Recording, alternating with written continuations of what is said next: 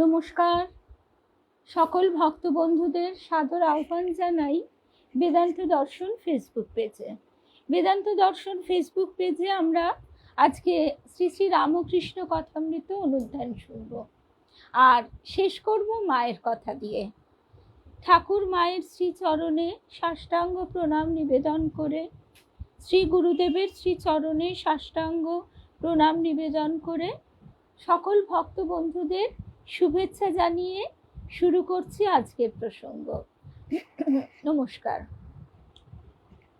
আমাদের দক্ষিণেশ্বরে পৌঁছে যেতে হবে ঠাকুরের কাছে। বিকেলে ভবনাথ এসেছেন। দক্ষিণেশ্বরে ঠাকুর তার ছোট ঘরটিতে বসে আছেন। বিকেলে ভবনাথ এসেছেন। ঘরে রাখাল, মাস্টার, হরিশ প্রভৃতি আছেন। শনিবার 22শে ডিসেম্বর 1883 সাল। শুভ সন্ধ্যা শর্মিলা দি। ঠাকুর ভবনাথকে বলছেন, অবতারের উপর ভালোবাসা এলেই হলো। আহা, গোপীদের কি ভালোবাসা! অবতারের উপর ভালোবাসা এলেই হলো। আহা, গোপীদের কি ভালোবাসা! এই বলে গান গাইছেন গোপীদের ভাবে। শ্যাম তুমি পরাণেরও পরাণ। তারপরে গাইছেন, ঘরে যাবই যে না গো, সেদিন আমি দুয়ারে দাঁড়ায়ে, বধূ যখন বিপিন যাও। বধূ ইচ্ছা হয় রাখাল হয়ে, তোমার বাধা মাথায় বই। এইভাবে ঠাকুর একের পর এক গান শোনাচ্ছেন।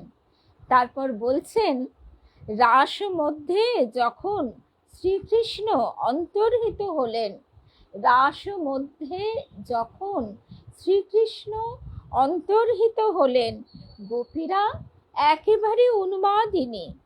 বৃক্ষ দেখে বলে, আহা, তুমি বুঝি তপস্বী?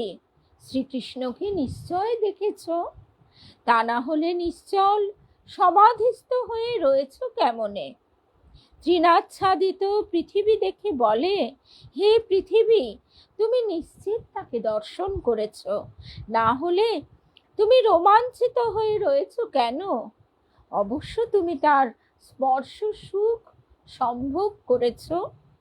আবার মাধবীকে দেখে বলে, ও মাধবী, আমায় মাধব দে। গোপীদের প্রেমোন্মাদ। ঠাকুর এইভাবে শ্রীকৃষ্ণ যখন অবতার রূপে লীলা করেছেন সেই সময়কার সেই ভাবের কথা বলছেন।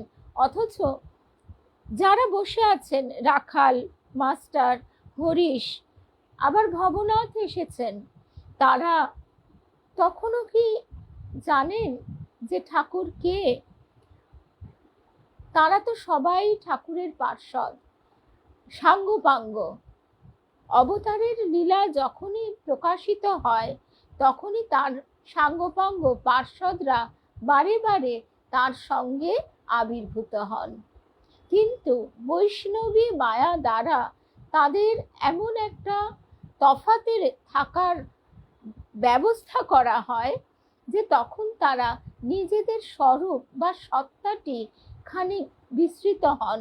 সামান্য উদ্দীপনেই আবার সেই স্বরূপ তাদের স্মরণে আসে।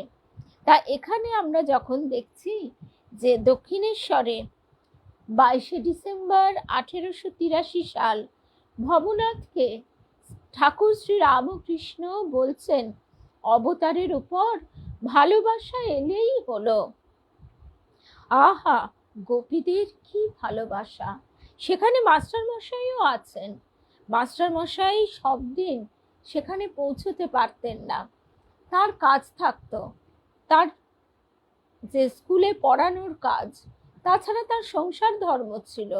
সুতরাং ছুটি বা বিশেষ কোনো দিনে তিনি ঠাকুরের কাছে যেতেন এবং কখনো কখনো রাত্রি যাপন করে থেকেও যেতেন।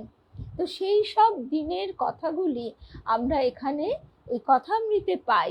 তার সত্ত্বেও এটি মাত্র শেষ 3.5 বছরের কথা। আর আমরা তার থেকেই বুঝতে পারি যে কত না বলা কথা, মানে মাস্টার মশাইয়ের মুখ দিয়ে না বলা কথা ঠাকুর যা বলেছেন চাপা পড়ে আছে এই কালের অন্তরালে।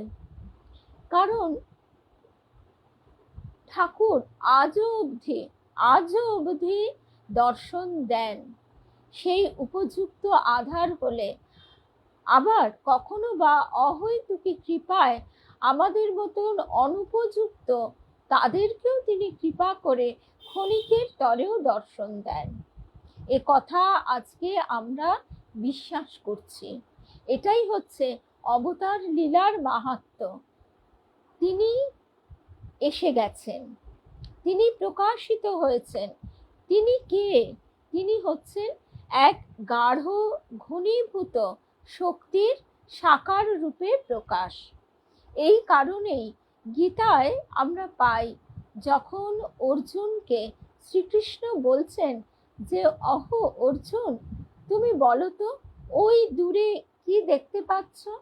অর্জুন তখন বলছে, থলো থলো কালো জামের মতো ফল ফলে আছে।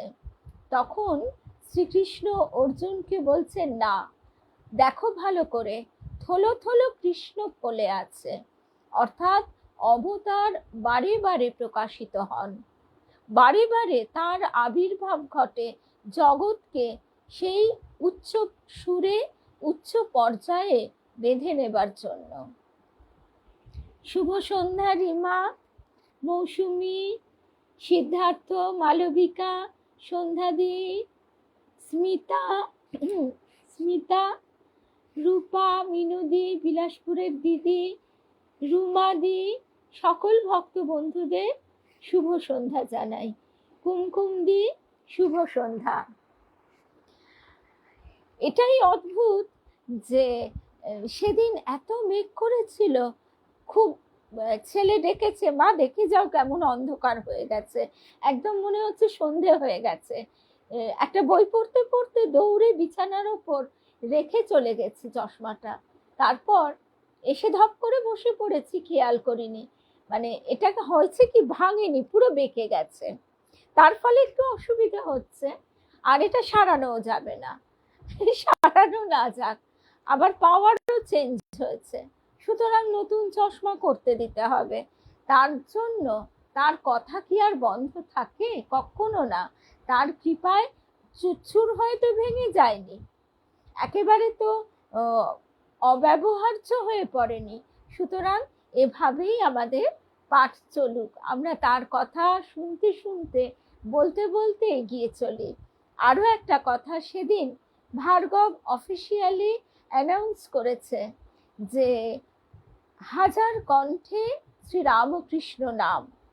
শুভ সন্ধ্যা মধুরিমাদি, 1000 কণ্ঠে রামকৃষ্ণ নাম। তা সেখানে কিভাবে কি করতে হবে সে সমস্ত জানবার জন্য ফোন নাম্বার দেওয়া আছে। শুভ সন্ধ্যা অনিতা, শুভ্রাদি, শর্মিলাদি। নতুন হলে কি হবে, এই একই রকম হবে। আমার এমনিতেই চশমায় একটু অ্যালার্জি, ভাল লাগে না পড়তে, তা এইটা করে নিলে এই নিশ্চিন্তে এই একই রকম হয়ে যাবে। তো সেই জন্যে সকল ভক্ত বন্ধুদের জানিয়ে রাখছি যে যদি কারোর ইচ্ছা থাকে, অনেকে হয়তো ভাববেন যে সেই 27 সালের ফেব্রুয়ারি মাসে ঠাকুরের জন্মতিথি উপলক্ষেই তো এই উদ্যোগ আয়োজন নেওয়া হচ্ছে, তা সেই সময় আমরা কি করব, শরীর খারাপ হবে কি, কোথাও বেড়াতে চলে যাব কি, কোথাও যাব, এত সব ভাবলে হবে না।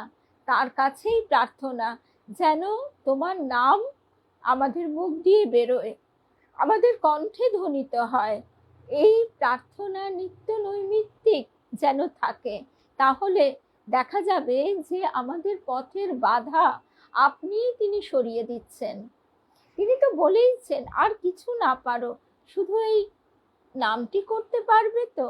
এই নামটি যেন কোনো সময় জন্ম মৃত্যুর সীমানায়, আগে পরে, জন্মান্তরে আমরা যেন না ভুলি। আর সেই দায়িত্ব হচ্ছে আমার মায়ের। মাকেই মনে করিয়ে দিতে হবে, মা ভুলিয়ে দিলে তো সব গেল।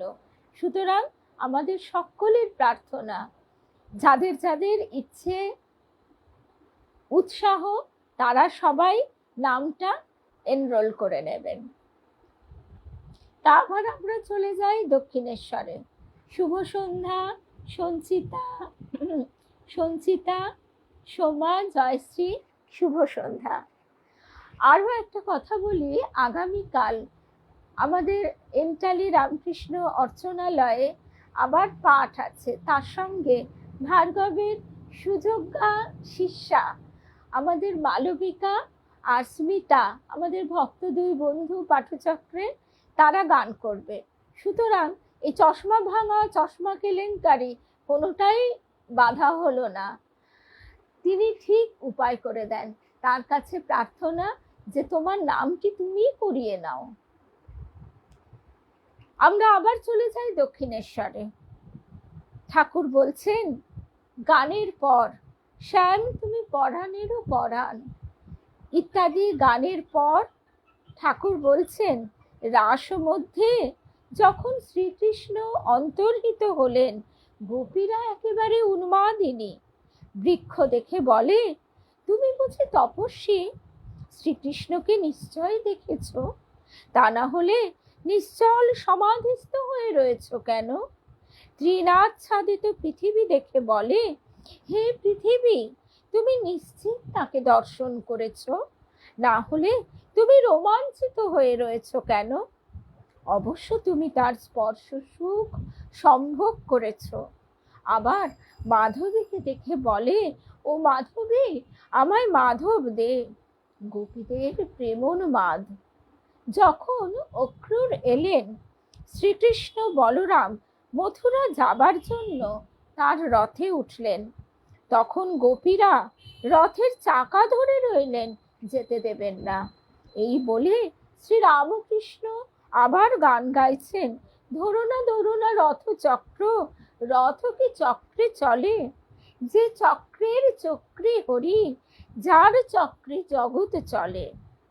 ঠাকুর শ্রীরামকৃষ্ণ বলছেন রথ কি চক্রে চলে?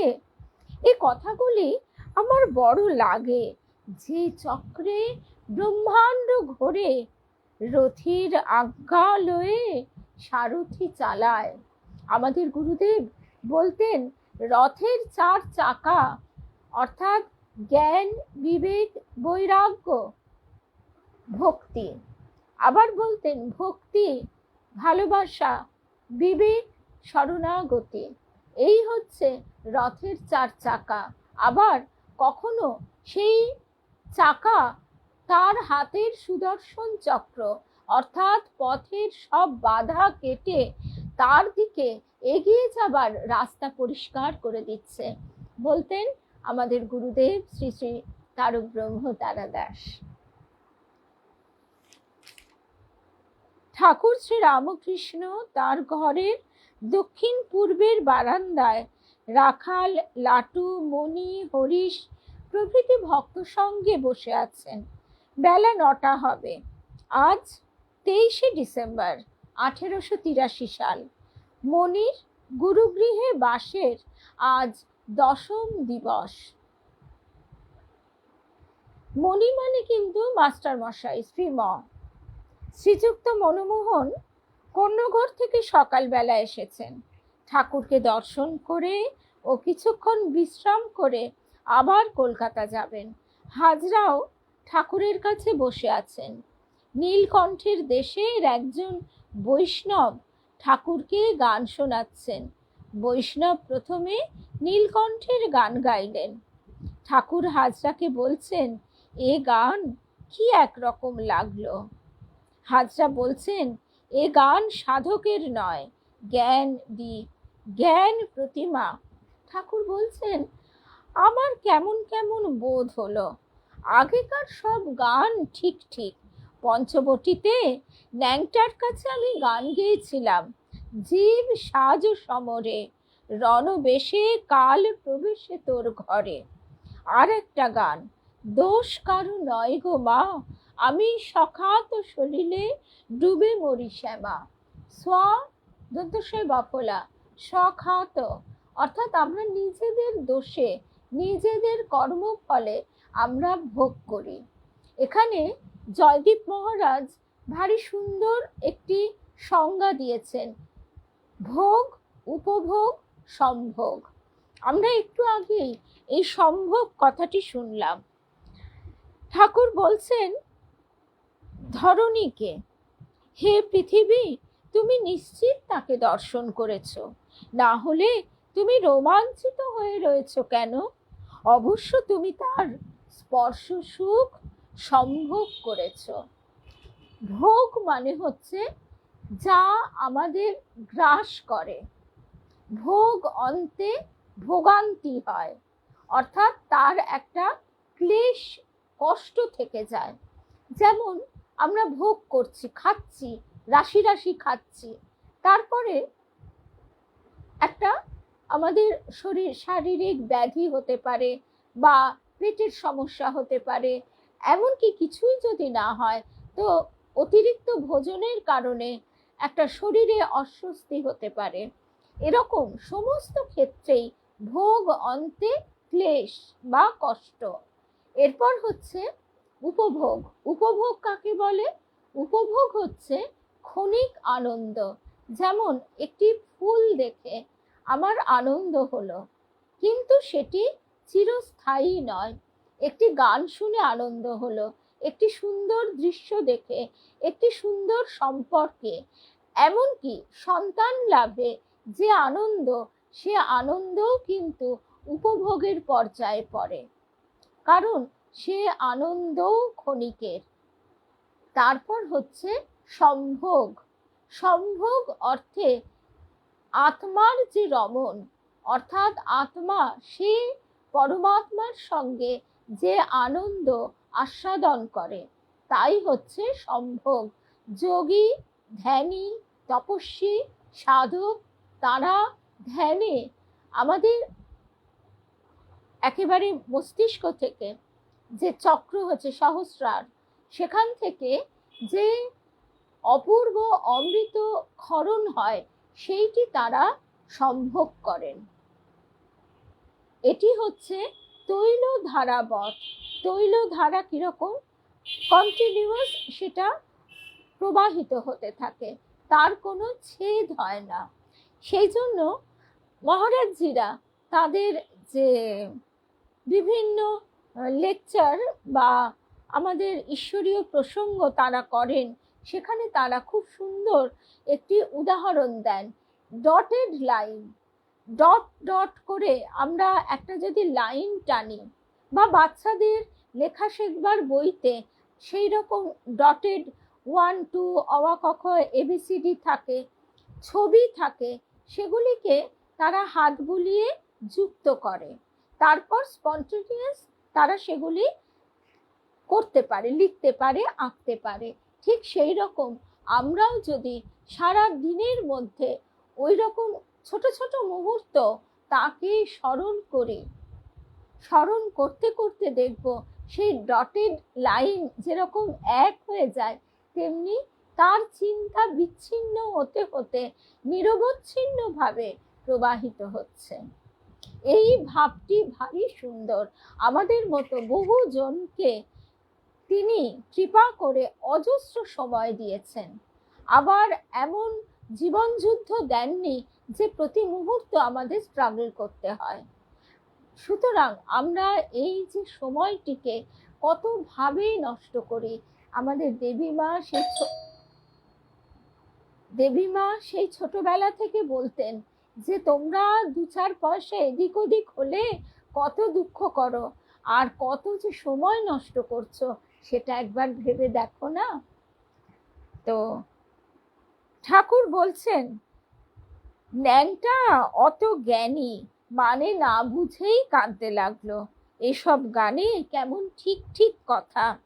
ভাব শ্রীকান্ত নরকান্ত কারীকে, নিতান্ত কৃতান্ত ভয়ান্ত হবি। পদ্মলোচন আমার মুখে রামপ্রসাদের গান শুনে কাঁদতে লাগলো। দেখো অত বড় পণ্ডিত, আহারের পর ঠাকুর একটু বিশ্রাম করছেন। মেঝেতে মণি বসে আছেন। নহবতের রোশন চৌকি বাজনা শুনতে শুনতে ঠাকুর আনন্দ করছেন। শ্রবণের পর মণিকে বোঝাচ্ছেন ব্রহ্মই জীব জগৎ হয়ে আছেন। ঠাকুর মণিকে বলছেন, কেউ বললে অমুক স্থানে হরিনাম নাই, বলবা মাত্রই দেখলাম তিনি সব জীব হয়ে আছেন। যেন অসংখ্য জলের ভুরভুরি, জলের বিম্ব, আবার দেখছি অসংখ্য বড়ি বড়ি। সর্বভূতস্থমাত্মানং সর্বভূতানি চাত্মানি, গীতায় শ্রীকৃষ্ণ বলছেন। বেদান্ত সূত্রে বলা হচ্ছে, ঈক্ষতে যোগযুক্তাত্মা সর্বত্র সমদর্শনঃ আত্মনি চৈবং বিচিত্রাশ্চর্য।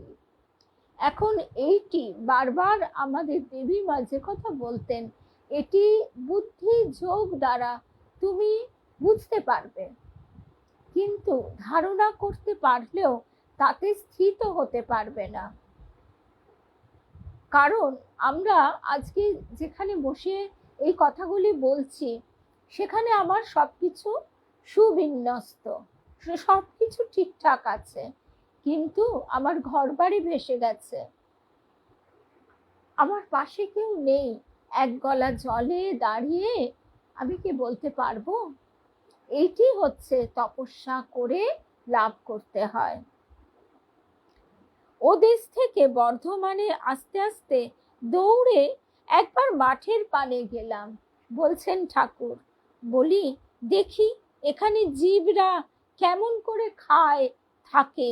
গিয়ে দেখি মাঠে সব পিঁপড়ে চলেছে, সব স্থানই চৈতন্যময়। এইটি হচ্ছে জীবন মুক্ত অবস্থা। আমরা বলতে পারি না, দাঁড়িয়ে আছো তুমি একই ঘর ভরা মোর শূন্য তারি বুকের ওপরে, আমি কাল কি খাবো জানি না। এক গলা জলে দাঁড়িয়ে ঘর বাড়ি ভেসে যাচ্ছে, এমতো অবস্থায় আমরা কি বলতে পারি সব স্থানই চৈতন্যময়?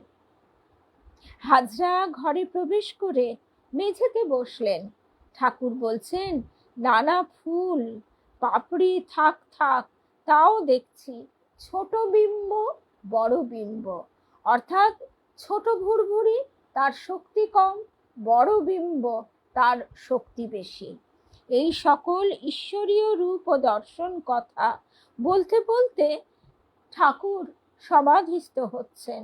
বলছেন, আমি হয়েছি, আমি এসেছি। এই কথা বলেই একেবারে সমাধিস্থ হলেন। সমস্ত স্থির। অনেকক্ষণ সম্ভোগের পর বাইরের একটু হুঁশ আসছে। এইবার বালকের ন্যায় হাসছেন, হেসে হেসে ঘরের মধ্যে পাদচারণ করছেন। অদ্ভুত দর্শনের পর চক্ষু হতে যেরূপ আনন্দ জ্যোতি বাহির হয়, সেই রূপ ঠাকুরের চক্ষের ভাব হলো। মুখে হাস্য, শূন্য দৃষ্টি। ঠাকুর পায়চারি করতে করতে বলছেন, বটতলায় পরমহংস দেখলাম এই রকম হেসে চলছিল, সেই স্বরূপ কি আমার হলো? এই রূপ পাদচারণের পর ঠাকুর ছোট খাটটিতে গিয়ে বসেছেন ও জগন মাতার সঙ্গে কথা কইছেন। ঠাকুর বলছেন, যাক, আমি জানতেও চাই না মা, মাগো তোমার পাদ পদ্মে যেন শুদ্ধা ভক্তি থাকে। আজকে এই পর্যন্ত। অর্থাৎ আমাদের যে অবস্থা, তাতে আমাদের এইটি প্রার্থনা, মা, মাগো আমাদের যেন তোমার চরণে শুদ্ধা ভক্তি থাকে, এইটি প্রার্থনা। এবার মায়ের কথা শুনে আমরা শেষ করব। মায়ের কথা না শুনলে পূর্ণ সমাপ্তি হয় না। আমাদের মাতাজি আগে মায়ের কথা অনুধ্যান করতেন, এখন মাতাজি ব্যস্ততার কারণে সেটা পেরে ওঠেন না। তান্ত্রিক ধারার বিকশিত রূপে দেবী সর্বেশ্বরী রূপে পূজিত। তান্ত্রিক ধারার বিকশিত রূপে দেবী সর্বেশ্বরী রূপে পূজিত। বলা হয়েছে সা দেবী পরমা দেবী শিবা ভিন্না ভয়ঙ্করী। কালক্রমে তিনি হয়ে উঠেছেন সৃষ্টি স্থিতি প্রলয়কারিণী। দেব্যোপনিষদে দেবী বলছেন, আমি ব্রহ্মস্বরূপিণী, আমার থেকে প্রকৃতি পুরুষাত্মক জগৎ উৎপন্ন হয়েছে। আমি শূন্য ও অশূন্য, আনন্দ ও অনানন্দ, বিজ্ঞান ও অবিজ্ঞান। দুর্গা সপ্তশতীতে এই ভাবনা স্পষ্টতর। ব্রহ্মস্তবে বলেছেন, তৈ তদ্ধার্যতে সর্বং তৈ তৎ সৃজ্যতে জগৎ, ত্বৈ তং পাল্যতে দেবী তমৎসন্তে চ সর্বদা। শাক্ত সিদ্ধান্তে মূলা প্রকৃতি চৈতন্য স্বরূপা, মহাশক্তি সর্বশক্তি স্বরূপিণী। এই শক্তি বেদান্তের অবিদ্যারূপিণী অনির্বচনীয়া নন। ঈশ্বর অনন্ত শক্তির অধিকারী, তিনি সৃষ্টি স্থিতি প্রলয়কর্তা। এই বিশ্বাস বিশ্বজনীন। ভারতীয় সাধনার অন্যতম স্বাতন্ত্র্য এই যে এই মহাশক্তি বা বিশ্বব্যাপী বলের ধারক যে পুরুষ, তার প্রতিরূপভাবে স্ত্রী মূর্তি স্বীকৃত। তাই ঠাকুর বলতেন, তিনি আর মা অভেদ। দেবী ভাগবত একথাও বলেন যে পরম পুরুষ দুই ভাগে বিভক্ত, সচ্চিদানন্দ এবং পরাশক্তি বা মায়া প্রকৃতি। এই দুই ভাগ মূলত অভিন্ন, উপরন্তু ওই মায়া প্রকৃতি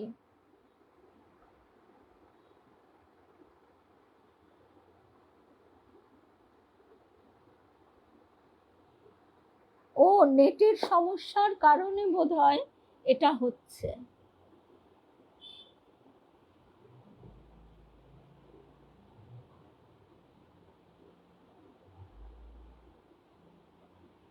দেখা যাক, এটা নেটের সমস্যা।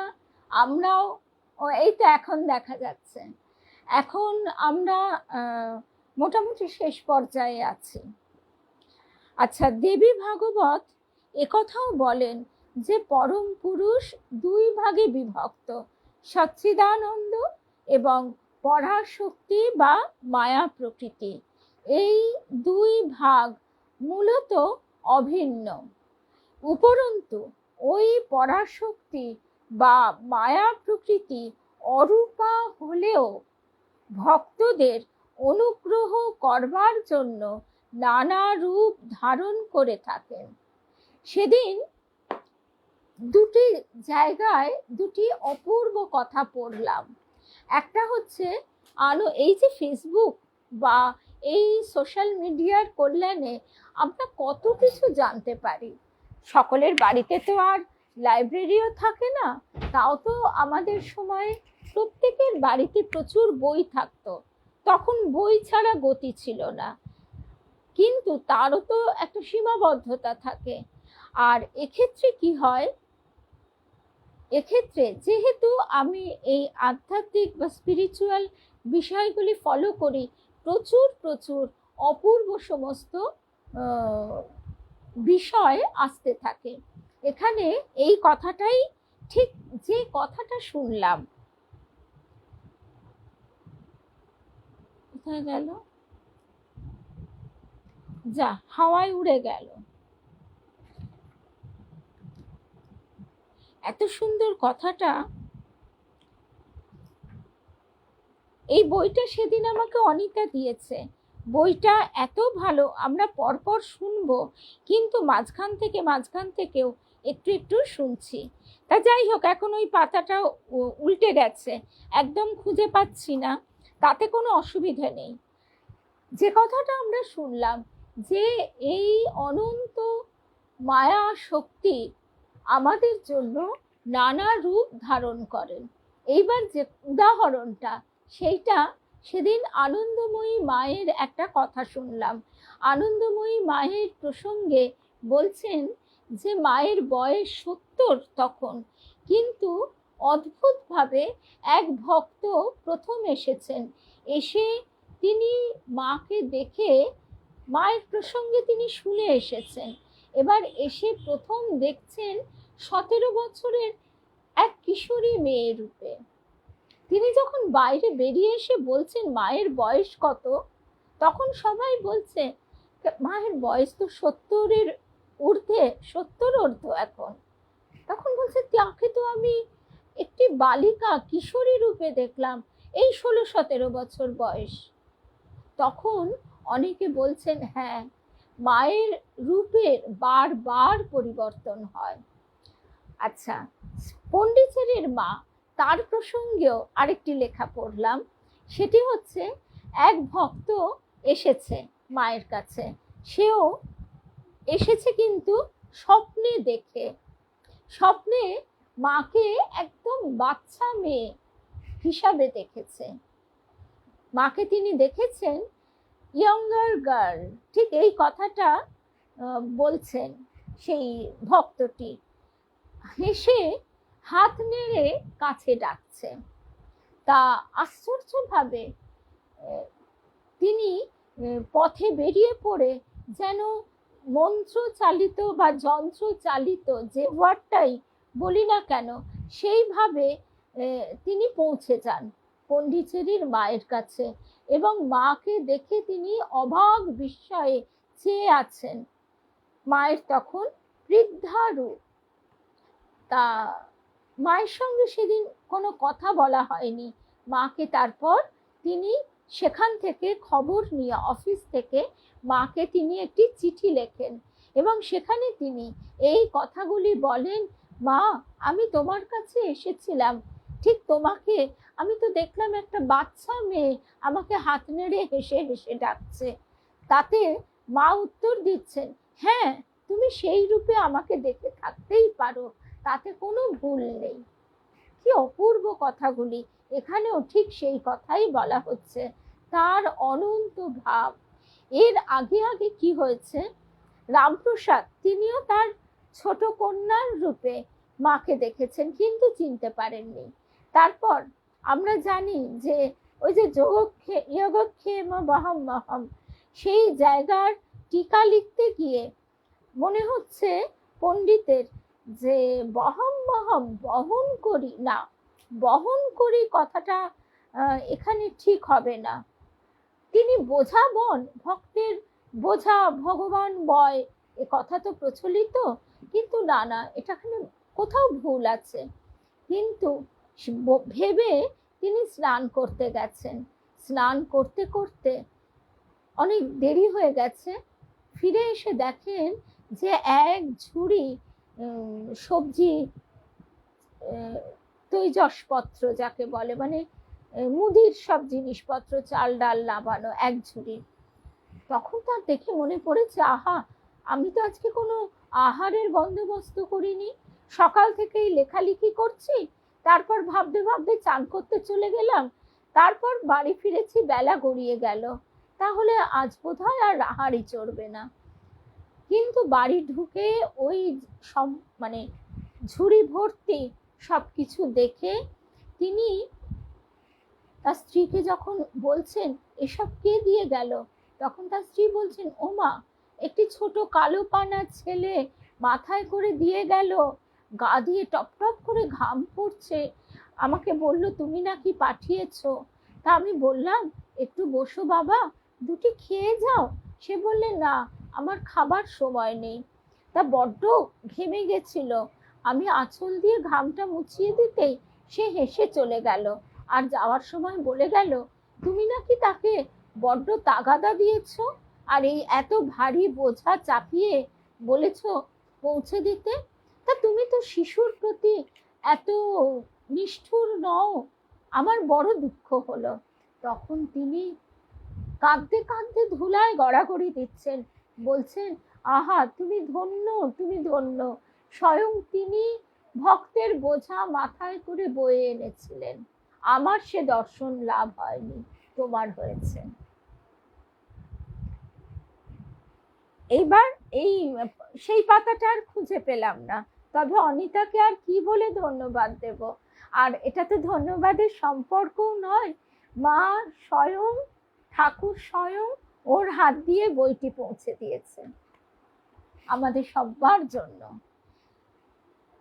চরিত্র মাহাত্ম্যেও অন্যান্য অবতার সঙ্গিনীদের তুলনায় শ্রীমা অপ্রতিদ্বন্দ্বী। ভগিনী নিবেদিতার অভিমত, ভারতবর্ষের মানস চেতনায় সীতাই কেন্দ্রীয় চরিত্র। ভারতবাসীর চেতনায় সীতা দেবীর বিপুল প্রভাব সম্বন্ধে স্বামী বিবেকানন্দ মন্তব্য করেছেন, সীতা আমাদের জাতির মজ্জায় মজ্জায় মিশে গিয়েছেন।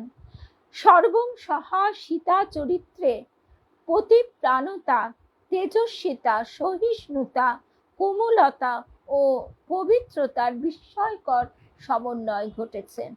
বাল্মীকি রামায়ণের সমনস্ক পাঠক সীতা দেবীর আচরণ কোথাও কোথাও দেখবেন পীড়াদায়ক, যা শ্রী সারদার চরিত্রে কল্পনাও করা যায় না।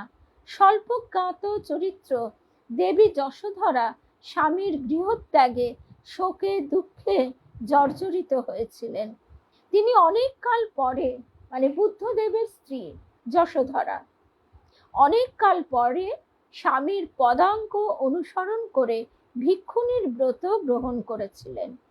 বিশ্বম্ভরের সন্ন্যাসের, মানে চৈতন্য মহাপ্রভু সন্ন্যাসের সংকল্প শুনে বিষ্ণুপ্রিয়া স্বামীর পা দুটি ধরে কেঁদে কেঁদে বলেছিলেন, তুমি সন্ন্যাস নিলে আমি প্রাণে বাঁচব না, আমি বিষ খেয়ে মরি, তারপর তুমি যা খুশি করো। বিশ্বম্ভর তাকে অনেক বুঝিয়ে শান্ত করেন, এমনকি কিছু ঐশ্বর্য প্রকাশ করেন। শেষ পর্যন্ত বিষ্ণুপ্রিয়া বলেন, তুমি স্বতন্ত্র ঈশ্বর, তোমার ইচ্ছাই পূর্ণ হোক। অপরপক্ষে আমরা দেখি শ্রীরামকৃষ্ণ তরুণী শ্রী শ্রী মাকে যখন প্রশ্ন করছেন, কি গো, তুমি কি আমায় সংসার পথে টেনে নিয়ে যেতে এসেছো? শ্রী শ্রী মা বিন্দু মাত্র দ্বিধা না করে উত্তর দেন, না, আমি তোমাকে সংসার পথে কেন টানতে যাব, তোমার ইষ্ট পথেই সাহায্য করতে এসেছি। কি অপূর্ব কথা!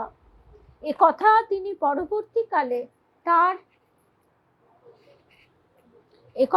পরবর্তীকালে তার ভক্ত সন্তানদেরও বলেছেন। একজন সংসার ধর্ম ত্যাগ করে সন্ন্যাস নিতে আগ্রহী, তার স্ত্রী এসে কান্নাকাটি করছেন, তখন মা কিন্তু দৃঢ়ভাবে বলছেন, যিনি ঈশ্বর পথে যেতে চান, তুমি বৌমা তাকে সাহায্য করবে না? চাল লয়, ডাল লয়, মাছ লয়, শাক লয়, যে তা ছাড়া তুমি বাঁচবে না। কি সুন্দর কথা! তুমি তোমার স্বামীকে ইষ্ট পথে সাহায্য করো, তিনিও ধন্য হবেন, তুমিও পতিব্রতা হয়ে নিজেও ধন্য হবে। ধর্মপথে দুজনেই অগ্রসর হও। মা কি অপূর্ব শিক্ষা দিচ্ছেন। আজকে এই অবধি, আগামীকাল শুভ সন্ধ্যা, কিন্তু এবার শ্রী রামকৃষ্ণময় শুভরাত্রি জানিয়ে শেষ করছি। কেমন? আগামীকাল তো রবিবার, এমনি আমাদের পাঠ হয় না। সোমবার স্নান যাত্রা। সোমবার সকালবেলা তো লালজির কাছে যাব, তারপরে আমাদের দিব্যশ্রীর পদপ্রান্তে নিশ্চয়ই দেখা হবে। জয় রামকৃষ্ণ। শ্রী রামকৃষ্ণময় শুভরাত্রি।